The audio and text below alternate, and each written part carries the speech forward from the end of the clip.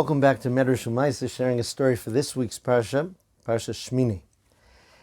There's a venerable Ger Chassid in Yerushalayim, Rav Elazar Hendelis, Zichrono Livracha. I had the opportunity to meet with him and speak with him once, and he was very close to the entire chain of Ger Rebbes here in Eretz Yisrael, one of whom was the Lev Simcha.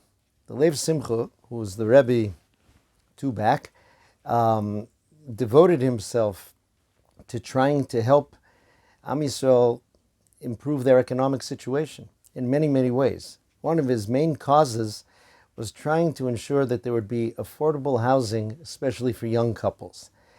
He really fought not only that apartments for sale would be more affordable, but to try to have buildings that were dedicated for rental, kind of like what they have in America, so that people would be able to rent an apartment knowing that they could stay there as long as they wanted, and hopefully with some type of rent control as well. At one point, Rabbi Elazar, who was really working on behalf of this project for the Lev Simcha, came running into him that there was a breakthrough. He says, Rebbe, after a lot of hard work, so there are going to be 50 new apartments, affordable apartments, earmarked for Ger Hasidim. He said that the look of the Lev Simcha, the look that the Lev Simcha gave him, stayed with him for a long time. It was a look of pain.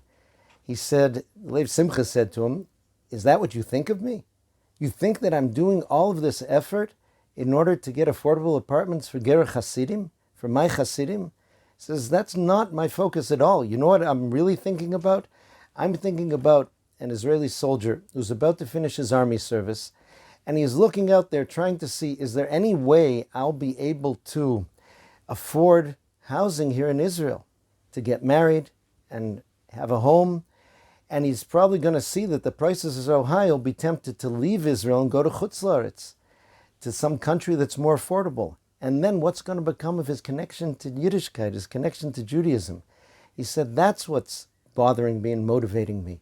It really hurt me, he said, that you could think that of me. And Rav Hendelis said that it took a while for the Rebbe to look at him more kindly again after that incident. Obviously, he wasn't coming just to chastise Rabbi Elazar. There was chinuch in that. It was teaching how a person is supposed to look and think, and especially how we're supposed to do chesed. In this week's parsha, there's a list of the birds that are not kosher, that we're not allowed to eat. One of them is called the chasidah, a beautiful name. They say that it's a stork. I'm not exactly sure if it's the stork. The Daya Levana, Rashi says. And he says, why does it get that beautiful name? Lama nikra shma chasidah, shosa chasidut im chavrotel bimzanot. Because it does chasidus with its friends with food. It shares food. It gives foods to the other chasidus that don't have. So a variety of Sfarim asked the question, if so, if it's a beautiful bird with a beautiful name that's based on the chesed it does with its friends, why is it an of tameh? Why is it one of those few birds that are forbidden to us? The answer given is because she does chesed im chavroseh. She does chesed only with her friends.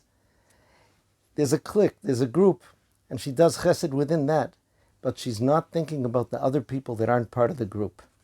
The Lev Simcha was teaching us the other way of doing chesed, the one that goes beyond any definitions of particular community or approach of type, but trying to have an eye to helping everyone in need in every way that we can.